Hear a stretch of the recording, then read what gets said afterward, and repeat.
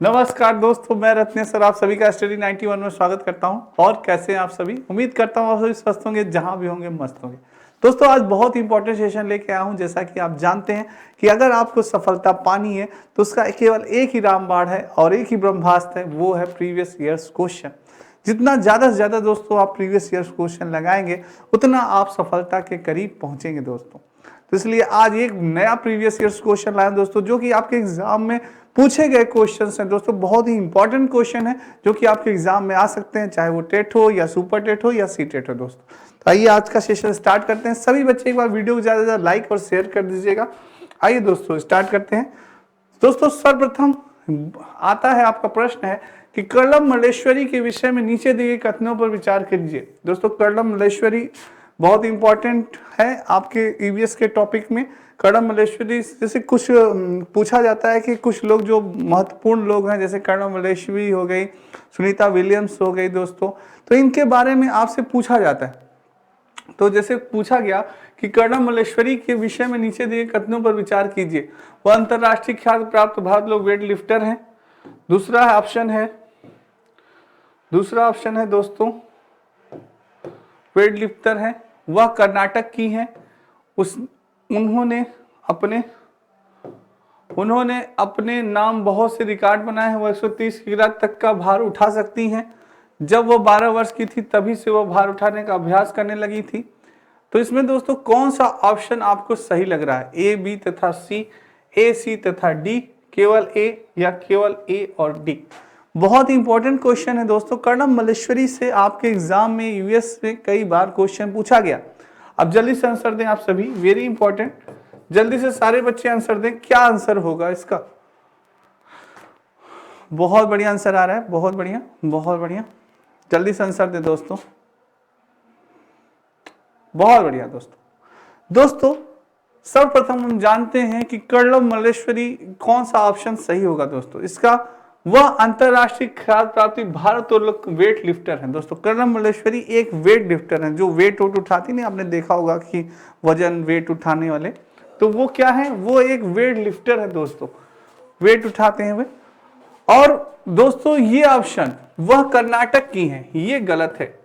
कर्णम जो मल्लेश्वरी हैं दोस्तों वो कहाँ की हैं? वो आंध्र प्रदेश की हैं। कहाँ की हैं वो? आंध्र प्रदेश की हैं। कहाँ की हैं? आंध्र प्रदेश में एक छोटा सा गांव है दोस्तों, वहां वो निवास करती थी, आंध्र प्रदेश में। और कहा जाता था दोस्तों कि उन्होंने 12 वर्ष की अवस्था में तभी से वो भार उठाने का अभ्यास करने लगी थी। और उन्हें दोस्तों आयरन गर्ल कहा जाता था। क्या कहा जाता था? उन्हें आयरन गर्ल कहा जाता था। किसे? कर्णम मल्लेश्वरी को आयरन गर्ल कहा जाता था दोस्तों। जैसे आयरन मैन आपने देखा ना, लोहे का आदमी, उसी तरह से उन्हें आयरन गर्ल कहा जाता था दोस्तों, क्योंकि वो 12 वर्ष की अवस्था में ही वेट उठाना उन्होंने प्रारंभ कर दिया और 130 केजी से भी ज्यादा वेट उन्होंने उठाया है दोस्तों, वो उठा सकती थी। तो ये था दोस्तों। तो आपका ए सही है, सी सही है और डी सही है, यानी बी ऑप्शन आपका बिल्कुल सही है दोस्तों। इसमें भी ऑप्शन गलत है। वो कर्नाटक की नहीं थी, वो कहाँ की थी? वे आंध्र प्रदेश की थी। तो ये जानकारी दोस्तों रखिएगा कर्णम मल्लेश्वरी के बारे में। नेक्स्ट क्वेश्चन है, सीढ़ीदार कुएं अथवा बवाली यानी बावड़ी से संबंधित निम्नलिखित कुछ कथन दिए गए हैं। वे जल भंडार तथा संरक्षण की पारंपरिक व्यवस्था है। सामुदायिक स्रोत के रूप में उनका प्रयोग होता था। उनका निर्माण मुख्यतः वर्षा रहित राज्यों में होता है। उनमें केवल संदूषित जल होता है दोस्तों। उपयुक्त में से कौन सा कथन सही है? कौन सा कथन सही है दोस्तों? इसका सही से बताएं आंसर। वेरी इंपॉर्टेंट क्वेश्चन दोस्तों। आप सभी ने सीढ़ीदार कुएं तथा बावली सुना होगा ना, तालाब कहा जाता है दोस्तों, और उसके चारों तरफ सीमेंटेड बना रहता है। आपने अगर बावली देखा होगा गाँवों में, ऐसे सीमेंटेड बना रहता है, सीढ़ी बनी रहती है, खूब अच्छी सी सीढ़ियां बनी रहती हैं कि आप नीचे जा सकते हैं आराम से। वो बावली कहा जाता है उसको, ठीक है। तो उनका निर्माण मुख्यतः वर्षा रहित राज्यों में होता है। उनमें केवल संदूषित जल होते हैं। क्या होगा दोस्तों इसका आंसर? जल्दी से आंसर बताएं। बहुत ही अच्छा क्वेश्चन है दोस्तों। बावली, बहुत बढ़िया। तो दोस्तों क्वेश्चन है, सीढ़ीदार कुएं अथवा बावली से संबंधित में कुछ कथन दिए गए हैं। पहला कथन, वे जल भंडार तथा संरक्षण की पारंपरिक व्यवस्था है। बिल्कुल दोस्तों, वो किसके लिए करते हैं व्यवस्था? जल भंडार के लिए। जो तालाब होते हैं, बावली होते हैं, सीढ़ीदार कुएं होते हैं, कि जो वर्षा का पानी हो तो उसे हम एकत्रित कर सके किसी भी प्रकार से, फिर उसका हम यूज कर सकते हैं, ये होता है। नेक्स्ट है दोस्तों, सामुदायिक स्रोत के रूप में उनका उपयोग होता है। सामुदायिक स्रोत में यानी सारे लोग दोस्तों जब कभी पानी की कमी पड़ती है तो वहां पे कुएं से पानी निकालते हैं, बावली में स्नान करते हैं, वहां का पानी यूज करते हैं, खेती में भी, तो ये चीज होती है। नेक्स्ट है, उनका निर्माण मुख्यतः वर्षा रहित राज्यों में होता है। जहाँ पे दोस्तों वर्षा कम होती है वहां पे राज्यों में उनका निर्माण होता है, जैसे कि पानी को एकत्रित करके उसका यूज किया जा सके। तो ए, बी और सी ये सही है। उनमें केवल संदूषित जल होता है, ये ऐसा नहीं है दोस्तों, ठीक है। नेक्स्ट है, तमिलनाडु के निकटवर्ती समीपवर्ती राज्य है। दोस्तों निकटवर्ती राज्य जरूर पूछे जाते हैं, तमिलनाडु से, केरल से पूछ लिया जाता है, तो जरूर बताइए इसका answer, very important. UP TET में दोस्तों आपके आया हुआ क्वेश्चन है, सी टेट में भी आ सकता है और सुपर टेट में भी। तमिलनाडु के निकटवर्ती समीपवर्ती राज्य है केरल, कर्नाटक और आंध्र प्रदेश। केरल, गुजरात और कर्नाटक, आंध्र प्रदेश, गोवा और कर्नाटक, गोवा, कर्नाटक और केरल। बात है दोस्तों तमिलनाडु की।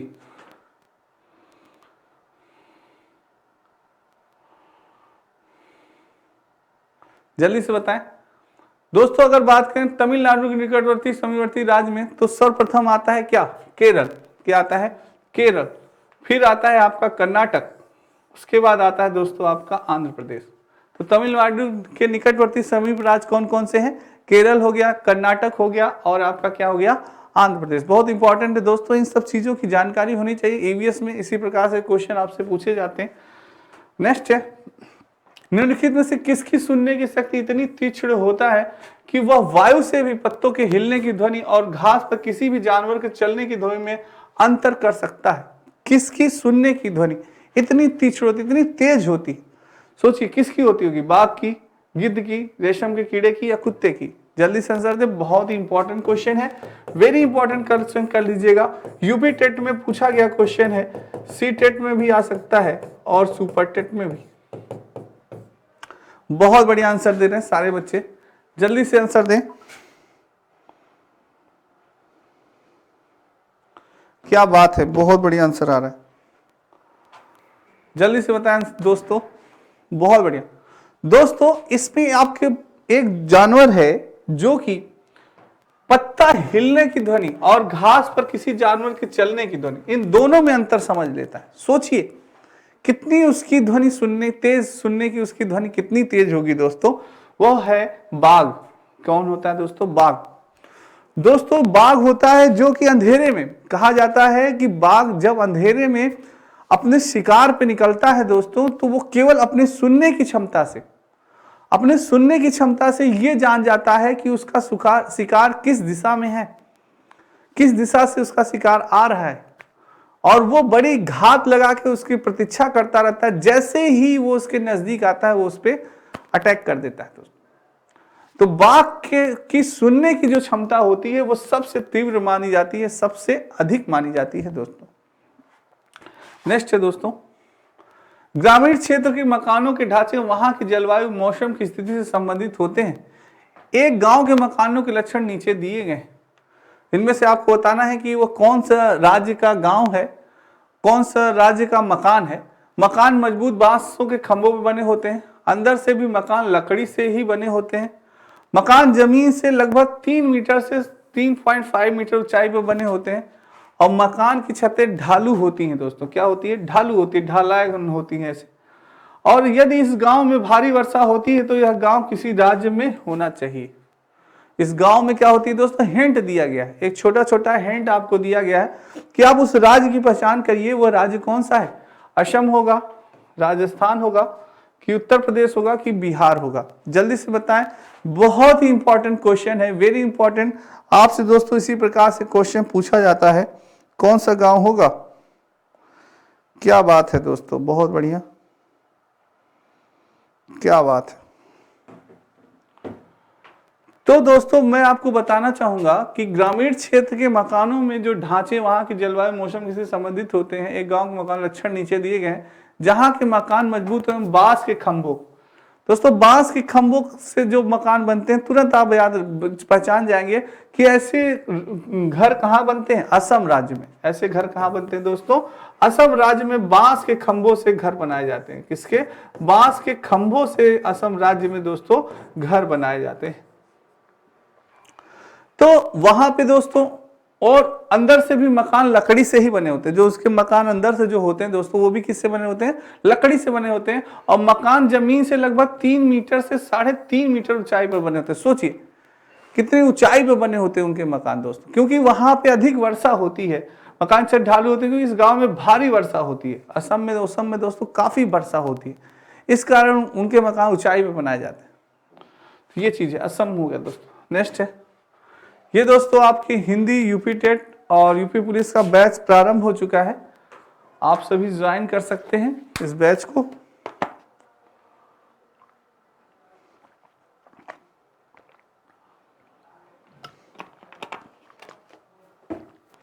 आइए दोस्तों आगे चलते हैं। अब बात करते हैं कुड़ुक कहाँ के लोगों की भाषा है। कुड़ुक दोस्तों लैंग्वेज बहुत पूछा जाता है आपसे, वेरी इंपॉर्टेंट क्वेश्चन कर लीजिएगा। यूपी टेट में आपके पूछा गया क्वेश्चन है, सी टेट में भी आ सकता है और बच्चों सुपर टेट में भी आ सकता है कि कुड़ुक कहाँ की लोगों की भाषा है। मिजोरम की है, मणिपुर की है, अरुणाचल प्रदेश की है या झारखंड की। कहाँ की भाषा है कुड़ुक, जल्दी से आंसर दें। गलत नहीं होना चाहिए मेरे किसी भी शेर का। क्या बात है,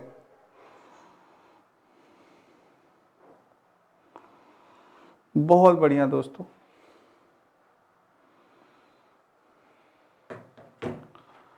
कुड़ुक कहाँ के लोगों की भाषा है दोस्तों, जल्दी से आंसर दें। बहुत अच्छा आंसर आ रहा है। कुड़ुक दोस्तों मिजोरम, मणिपुर, मिजोरम नहीं, मणिपुर नहीं, अरुणाचल प्रदेश नहीं, झारखंड दोस्तों, कहाँ की, झारखंड की भाषा है दोस्तों।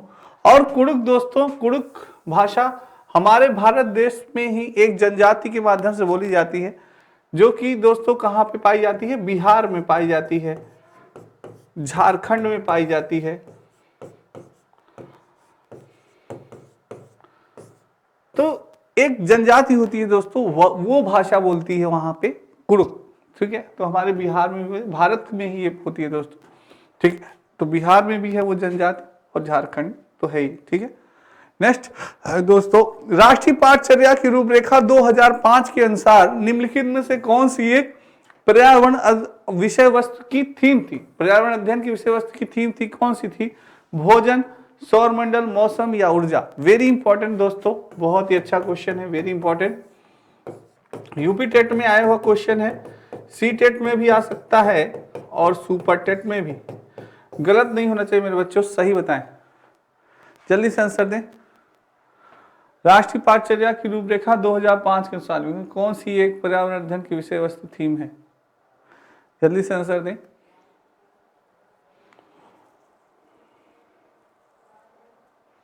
बिल्कुल दोस्तों, भोजन, ए इज द राइट आंसर। राष्ट्रीय पाठचर्या की रूपरेखा 2005 के अनुसार निम्नलिखित में से भोजन दोस्तों विषय वस्तु की थीम है। ठीक है, ए, बहुत ही अच्छा क्वेश्चन आंसर दिया आपने। नेक्स्ट है, प्राथमिक कक्षाओं में पर्यावरण अध्ययन को सीखने में कहानियां एवं महत्वपूर्ण पहलों में पर्यावरण अध्ययन के कक्षा कक्ष में कहानी सुनाने के शिक्षण कौशल के रूप में सम्मिलित करने के लिए निम्नलिखित में से कौन सा सबसे कम उपयुक्त उदाहरण है, कारण है। वेरी इंपॉर्टेंट क्वेश्चन, कौन सा है कारण। कहानियों में व्यक्तियों के अनुभव शामिल होते हैं, कहानियां अनेक विषय क्षेत्रों को छूती हैं, कहानियां कक्षा प्रबंध में सहायता करती हैं, कहानियां पर्यावरण अध्ययन अवधारणाओं से संबंध जोड़ने के लिए संदर्भ उपलब्ध कराती हैं। क्या होगा दोस्तों, जल्दी से आंसर दें। बहुत बढ़िया, बहुत बढ़िया आंसर दे रहे हैं।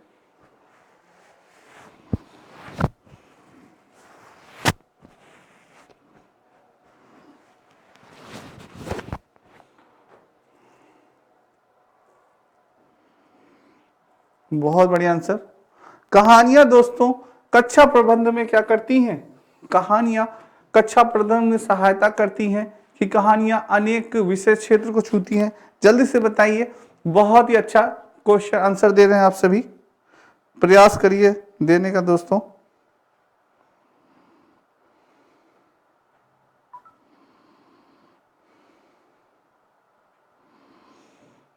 बिल्कुल दोस्तों, बहुत बढ़िया। कहानियों में व्यक्तियों का अनुभव शामिल होता है, गलत है। कहानियां अनेक विशेष क्षेत्रों को छूती हैं, गलत है। कहानियां कक्षा प्रबंधन में सहायता करती हैं, सी इज द राइट आंसर। बिल्कुल सही आंसर था दोस्तों, ये आपका सी जिन बच्चों ने दिया, बहुत अच्छा आंसर दिया।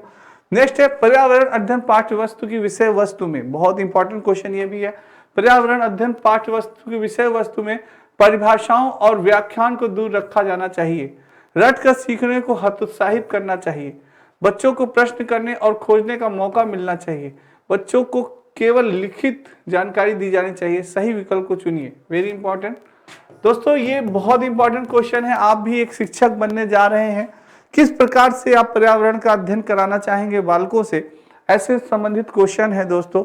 जैसे कि हमने अभी आपके इससे पहले क्वेश्चन था कहानी से, कि आप प्राथमिक कक्षाओं में पर्यावरण अध्ययन को सीखने सिखाने में कहानियों को महत्वपूर्ण दोस्तों। जैसे हम लोग बचपन में थे तो कहानियां बहुत सुनते थे, दादा दादी और हमारे माताजी पिताजी कहानियां सुनाते थे, बहुत अच्छा।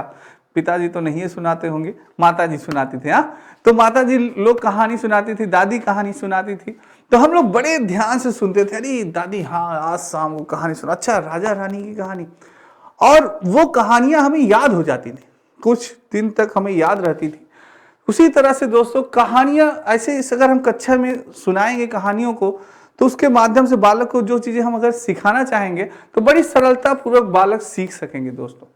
आप भी एक टीचर बनने जा रहे हैं दोस्तों, तो ये चीजें क्वालिटी आपके अंदर होनी चाहिए कि कहानियों के माध्यम से अपने टॉपिक को ऐसा मोटिवेट करिए कि कहानियों के माध्यम से बालकों को अच्छे ढंग से समझाया जा सके। तो ये चीज है दोस्तों, ठीक है। नेक्स्ट है पर्यावरण पाठ्य पुस्तक विषय वस्तु में परिभाषाओं और व्याख्यान को दूर रखा जाना चाहिए। रटकर सीखने को हतोत्साहित करना चाहिए। बच्चों को प्रश्न करने और खोजने का मौका मिलना चाहिए। बच्चों को केवल लिखित जानकारी दी जानी चाहिए। पुस्तक की विषय पाठ्य पुस्तक विषय वस्तु में सही विकल्प को चुनिए। क्या होगा, ए और डी, बी और सी, केवल सी, ए बी और सी। बहुत बढ़िया, जल्दी से आंसर दे। पर्यावरण अध्ययन की पाठ्य वस्तु में क्या होना चाहिए?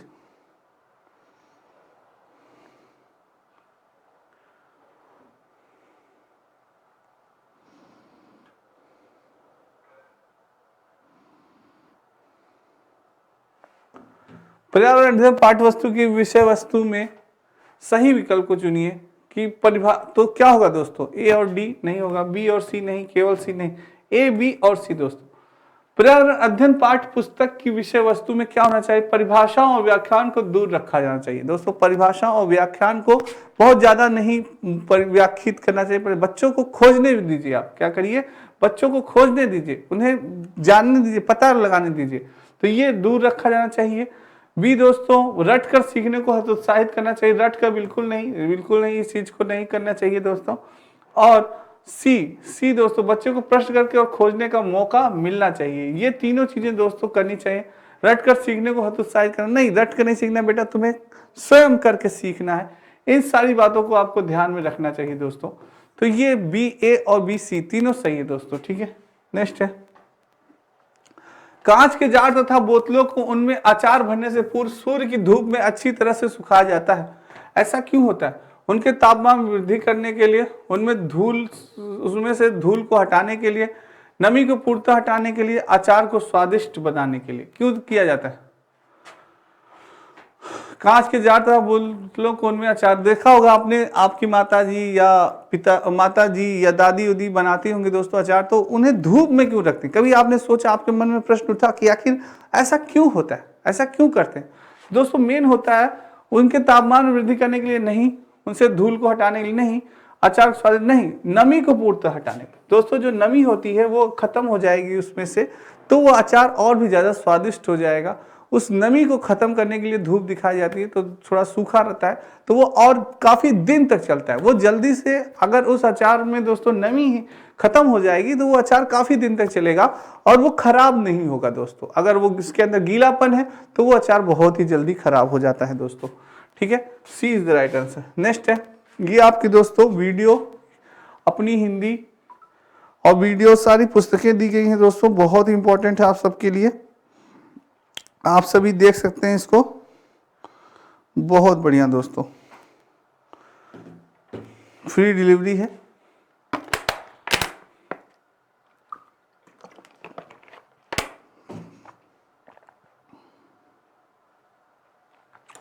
आइए दोस्तों नेक्स्ट चलते हैं। रेनू की दादी उसे एक सूखा कुआं दिखाते हुए बताती है कि 15-20 वर्ष पहले कुएं में पानी था, लेकिन अब यह पूर्णतः सूख गया है। कुएं में पानी सूखने का क्या कारण हो सकता है? पेड़ों और कुएं तथा उनके आसपास के स्थान को मिट्टी को सीमेंट से ढक दिया गया है। आसपास के इलाके में बहुत सारे बोरिंग पंप लग गए हैं और प्रत्येक व्यक्ति के घर में अब नल होने के कारण कोई भी कुएं का प्रयोग नहीं करता। क्या होगा, ए और बी, केवल सी या केवल बी या केवल ए? बहुत अच्छा क्वेश्चन है और मुझे उम्मीद है कि मेरे सारे बच्चे जल्दी से आंसर देंगे। स्क्रीनशॉट ले लीजिएगा दोस्तों, वेरी इंपॉर्टेंट क्वेश्चन है और जल्दी से आंसर दीजिएगा। बहुत आसान क्वेश्चन है। क्या क्वेश्चन लाइन रत्ने सर, बहुत तुरंत अच्छा आंसर देंगे बच्चे मेरे। तो दोस्तों क्या होगा, रेनू की दादी उसे एक सूखा कुआं दिखाती हैं और बताती हैं कि 15-20 वर्ष पहले कुएं में पानी था, लेकिन अब यह पूर्णतः क्या हो गया, सूख गया। कुआं अब पूर्णतः सूख गया। रीजन क्या हो सकता है? मेन रीजन दोस्तों ये दिख रहा है कि पेड़ों, कुएं तथा उनके आसपास के स्थानों की मिट्टी को अब सीमेंट से क्या कर दिया गया, ढक दिया गया, जिस कारण से दोस्तों उस कुएं में पानी नहीं पहुंच पा रहा है। तो ये चीजें हैं, ये चीज हो सकती है। आसपास के इलाकों में बहुत सारे बोरिंग पंप भी लग गए हैं दोस्तों, यानी कि जो नीचे पानी का तल था वो सारे पानी का तल यूज किया जा चुका है, यूज किया जा रहा है। किसके माध्यम से? बोरिंग पंप के माध्यम से। तो दोस्तों धीरे धीरे नीचे पानी का स्तर क्या होता है, धीरे धीरे नीचे चला जाता है। तो जो कुआं आपने 15 से 20 वर्ष पहले, कुएं की मान लीजिए गहराई बहुत ज्यादा नहीं होगी, इसलिए उसका स्तर पानी का क्या हो गया, नीचे चला गया होगा, तो वो सूख गया होगा। तो ये चीज भी हो सकती है दोस्तों। तो प्रत्येक व्यक्ति के घर में ये नहीं होगा। ए और बी दोस्तों, ए और B is the right answer. Next है, पशुओं की त्वचा पर विविध पैटर्न डिजाइन होते हैं। उनकी त्वचा पर बालों के कारण होते हैं, उस जलवायु के कारण होते हैं जिनमें से वे रहते हैं, उनकी शारीरिक शक्ति को इंगित करते हैं, या परावर्तित प्रकाश के कारण। दोस्तों ये बड़ी मजेदार है, ये क्वेश्चन बड़ा मजेदार। इसमें एक चीज मुझे कहानी याद आ गई। बचपन में हम दोस्तों बिल्ली, आपने कैट देखी होगी ना, कैट, बिल्ली। तो मैं अपने माताजी से ये पूछता था कि माताजी क्या किसी ने पकड़ के इसको ऐसे से कलर कर दिया, कैसे धारी धारी बनी नहीं रहती बिल्ली में, कोई कलर किया है क्या इसको? आपको लगता होगा कि अरे यार ये कलर कैसे होता है, उनके ऊपर धारी धारी बने होते हैं। तो बचपन में ये होता है, लग रहा है कोई पकड़ के इसको रंगा उंगा है खूब बढ़िया, तो रंग बिरंग। शेर को भी ऐसे लगता था कि उसको धारी धारी बनाया जाता, तो ऐसे लगता था बचपन में। तो आखिर उसका रीजन क्या होता है वो अब पता चला कि पशुओं की जो त्वचा होती है उनमें विभिन्न पैटर्न की डिजाइन जो बनी होती है, उसका रीजन क्या था। अगर आपको भी पता है जल्दी से आंसर दें, क्या होगा?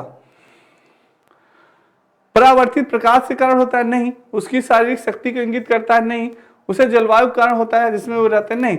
उनकी त्वचा पे बालों के कारण होता है। उनके बाल दोस्तों होते हैं ना, जो उनकी त्वचा पे जो बाल होते हैं वे रंगे होते हैं दोस्तों, वो कलर होते हैं। ऐसा नहीं होता कि उनको कोई पकड़ के रंगा, उनके बालों के कारण वो होता है। कुछ बाल उससे काले होते हैं, कुछ पीले होते हैं, कुछ लाल होते हैं, वो चीजें होती हैं दोस्तों, ठीक है।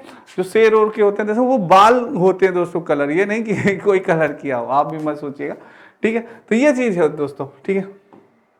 बचपन में आदमी बहुत कुछ सोचता रहता है, वो चीज है। जो व्यक्ति जंगल में कम से कम 25 वर्षों से रह रहे हैं, उनका उस जंगल भूमि पर और उसमें पैदा होने वाली वस्तुओं पर अधिकार है। यह जनादेश किसके द्वारा दिया गया? बहुत इंपॉर्टेंट क्वेश्चन है, वेरी इंपॉर्टेंट क्वेश्चन करिएगा, बहुत इंपॉर्टेंट है आपके ईवीएस का, क्योंकि यह यूपी टेट में आया हुआ क्वेश्चन है और सी टेट में भी आ सकता है और दोस्तों सुपर टेट में भी। भूमि अधिग्रहण अधिनियम 1894, संविधान अनुसूचित जाति आदेश संशोधन अधिनियम 2012, भारतीय जंगल अधिनियम 1927 या जंगल अधिकार अधिनियम 2007। क्या होगा दोस्तों? जल्दी से आंसर दे, बहुत ही बढ़िया, जल्दी से आंसर दे मेरे सभी बच्चे, क्या होगा इसका आंसर?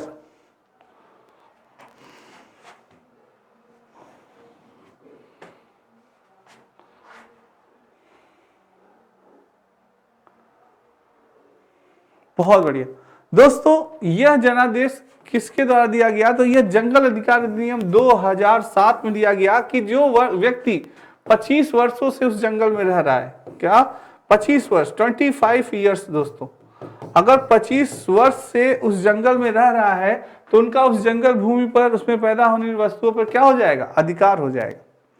25 ईयर्स, सोचिए दोस्तों, बहुत ही लंबा समय होता है। तो इतने लंबे समय से कोई व्यक्ति अगर उस जमीन पे रह रहा है, उस भूमि पे रह रहा है, उसका प्रयोग कर रहा है, तो वह उसका अधिकार हो जाएगा दोस्तों, चाहे वो घर हो, चाहे वो भूमि हो, चाहे जो। 25 ईयर्स बहुत ही लंबा समय होता है दोस्तों। नेक्स्ट है, निम्नलिखित में से मच्छरों द्वारा फैलने वाले रोगों का समुच्चय कौन सा है? डेंगू, मलेरिया, चिकनगुनिया, मियादी बुखार, हैजा, chikungunya, malaria, HIV AIDS, dengue या HIV एड्स। क्या होगा दोस्तों, वेरी इंपॉर्टेंट। अगर आपने मेरी वो क्लास पढ़ी होगी कि आखिर मलेरिया बीमारियां वाला रोग, यानी रोग से ग्रसित रोग वाली वीडियो आपने पढ़ी होगी, बीमारियों वाली, तो आप तुरंत इसका आंसर बता पाएंगे, क्योंकि मच्छरों द्वारा कौन सा रोग होता है, मैंने सारी चीजें बताई हैं। बहुत बढ़िया आंसर आ रहा है। तो दोस्तों, मच्छरों द्वारा फैलने वाले रोगों की अगर बात की जाए तो सर्वप्रथम डेंगू होता है, मलेरिया होता है और चिकनगुनिया, यानी कि ये सारे दोस्तों किससे होते हैं, मलेरिया मच्छर से के काटने से ही होते हैं। A is the right answer. Next है, घटपड़ी पौधा निफेंथिस। कई बहुत इंपॉर्टेंट क्वेश्चन है। निफेंथिस दोस्तों ये पौधा होता है, बहुत इंपॉर्टेंट कोई पौधा है, जिससे कि आपके सीटेट में दोस्तों दोनों शिफ्ट में, फर्स्ट शिफ्ट और सेकंड शिफ्ट में भर भर के इससे क्वेश्चन पूछे गए।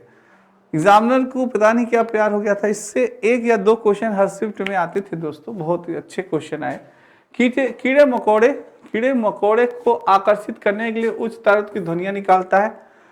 का मुंह छोटी छोटी कंठियों से ढका होता है, भारत में नहीं पाया जाता। मेढकों, कीड़े मकोड़ों, चूहों को चालाकी से फंसाकर क्या करता था, खा जाता है दोस्तों। क्या होगा इसका, बहुत बढ़िया, घटपड़ी पौधा दोस्तों निफेंथिस, जल्दी से बताएं।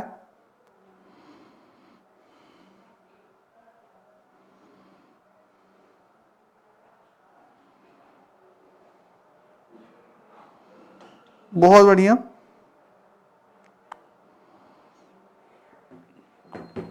दोस्तों सर्वप्रथम घटपड़ी जो पौधा होता है निफेंथिस, यह कहाँ पाया जाता है, यह मेघालय या असम में पाया जाता है। भारत में मेघालय या असम में पाया जाता है। कहाँ पे पाया जाता है, मेघालय या असम में पाया जाता है दोस्तों, भारत में ही पाया जाता है ये।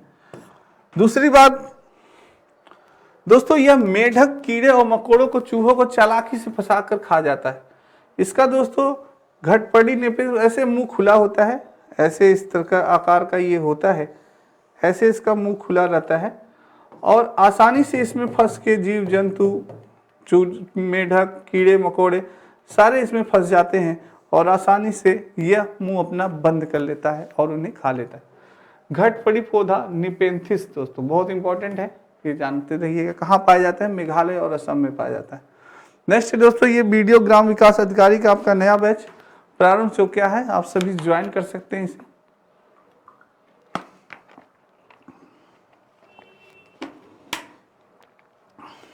नेक्स्ट है दोस्तों, नीचे दिए गए खाद्य पदार्थों को किस समुच्चय में लौह तत्व प्रचुर मात्रा में होता है, यानी लौह तत्व पूछ रहा है किसमें प्रचुर मात्रा में होता है। बंद गोभी, भिंडी गुड़ में, आंवला पालक गुड़ में, आंवला पालक आलू में या आंवला आलू टमाटर में। वेरी इंपॉर्टेंट दोस्तों, अगर आप सब्जियों से संबंधित जानकारियां रखते हैं तो तुरंत आप इसका आंसर देंगे, अन्यथा आप आंसर नहीं दे पाएंगे।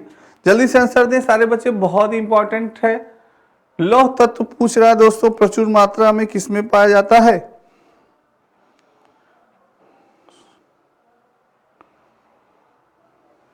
बहुत बढ़िया। तो हम सभी जानते हैं कि सर्वप्रथम तो मिल गया भाई किसमें, पालक में।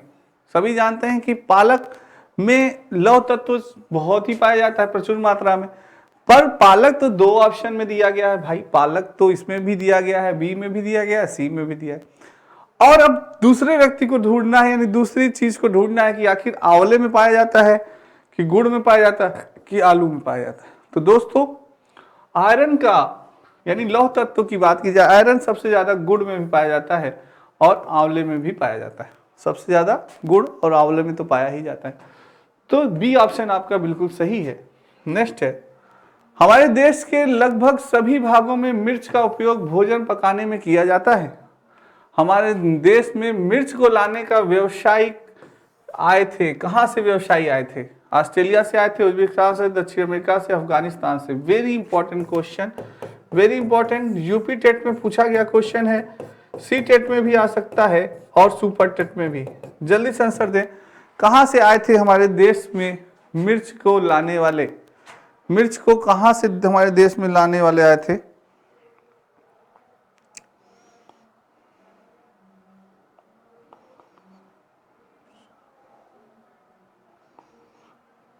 बहुत बढ़िया, क्या बात है, बहुत अच्छा आंसर आ रहा है दोस्तों। हमारे देश के लगभग सभी लोगों में मिर्च का उपयोग भोजन पकाने में किया जाता है। हमारे मिर्च को लाने का व्यवसाय था दोस्तों कहाँ पे? ऑस्ट्रेलिया नहीं होगा, उज्बेकिस्तान नहीं, दक्षिण अमेरिका से दोस्तों। कहाँ से मिर्च लाया जाता था? दक्षिण अमेरिका से दोस्तों व्यवसाय किया जाता था, क्योंकि यहीं पे मिर्च अधिक उपजाऊ होती थी। तो ये हो गया दोस्तों, ठीक है। नेक्स्ट है, किसी पशु के विषय में नीचे दिए गए विवरण को पढ़िए और उस पशु को पहचानिए। बहुत ही इंपॉर्टेंट क्वेश्चन है, वेरी इंपॉर्टेंट। इस बंदे से भी क्वेश्चन आपके एग्जाम में सीटेट में पूछा गया था कि यह भालू जैसा दिखता है परंतु भालू नहीं है। पहेली यही समझ लीजिए और देखते हैं इसको कौन सा बच्चा इस पहेली को सॉल्व कर पाता है। बहुत ही अच्छा क्वेश्चन है। यदि दिन के लगभग 17 घंटे वृक्षों की शाखाओं से उल्टा लटक कर सोता है, यह जिस वृक्ष पर रहता है उसी की पत्तियां खाता है, यह लगभग 40 वर्षों तक जीवित रहता है। बताइए कौन सा जानवर? स्लॉथ है, लंगूर है, चिंपैंजी है या पैंडा है? अगर इसके बारे में आपको जानकारी होगी तो तुरंत आप आंसर दे पाएंगे, अन्यथा आप आंसर नहीं दे पाएंगे। सारे बच्चे जल्दी से बताएं, बहुत इंपॉर्टेंट क्वेश्चन है। सी टेट में इस बंदे से क्वेश्चन बहुत पूछा गया, यूपी टेट में भी आ सकता है और सी टेट में भी। क्या होगा? बहुत ही बढ़िया, बिल्कुल सही दोस्तों। यह बात की जा रही है जो कि 40 वर्षों तक जीवित रहता है, यह है हमारा स्लॉथ। क्या है दोस्तों? स्लॉथ। स्लॉथ जो होता है दोस्तों 17 घंटे सोता है। सोचिए 24 घंटे में 17 घंटे महानुभाव सोते हैं, बचा कितना? 7 घंटा। कितना बचा? 7 घंटा। 17 3 20 4 30 7 घंटा दोस्तों, यानी कि 7 घंटे महानुभाव जगते हैं, बाकी 17 घंटे 24 घंटे में 17 घंटे सोते हैं। बस सोचिए कितनी महान आत्मा है। और दोस्तों यह दिन में लगभग शाखाओं वो भी उल्टा लटक के, इनकी महानता देखिए, सोते भी हैं सही ढंग से नहीं, उल्टा लटक के। क्या बात है। अगर जीवन में कभी मिलना हुआ तो इनसे जरूर मिलिएगा। जिस वृक्ष पर रहता है उसी की पत्तियों भी खाता है। क्या बात है। और बस इसका जीवन काल 40 वर्ष तक रहता है। उल्टा लटक कर सोएंगे तो क्या ज्यादा जिएंगे? 40 साल में निपट जाते हैं। तो ये है स्लॉथ महोदय दोस्तों। नेक्स्ट है, प्रत्येक स्थान के नाम के साथ उस क्षेत्र में बनाए जाने वाले सामान्य घरों का सही विवरण है, मिलान कीजिए। वेरी इंपॉर्टेंट है, देखते हैं कौन सा बच्चा इसका आंसर बताता है। ऐसे ही क्वेश्चन आपके बनते हैं यूपी टेट और सी टेट में दोस्तों, कि मनाली बांस के खंभों पर बने ऊंचे उठे हुए घर, राजस्थान पत्थर या लकड़ी से बने ढालू छाते वाले घर, असम हाउस बोट, लद्दाख मिट्टी के घर जिनकी छतें कटीली झाड़ियों से छाई होती हैं, या पत्थर के बने घर जिनके फर्श और छतें लकड़ी की बनी होती हैं। दोस्तों क्या होगा? कौन सा ऑप्शन है? सिर्फ 4 ऑप्शन है, 4 पहचानना है आपको।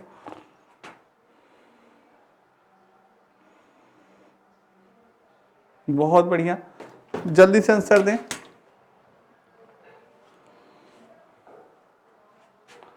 बहुत बढ़िया दोस्तों,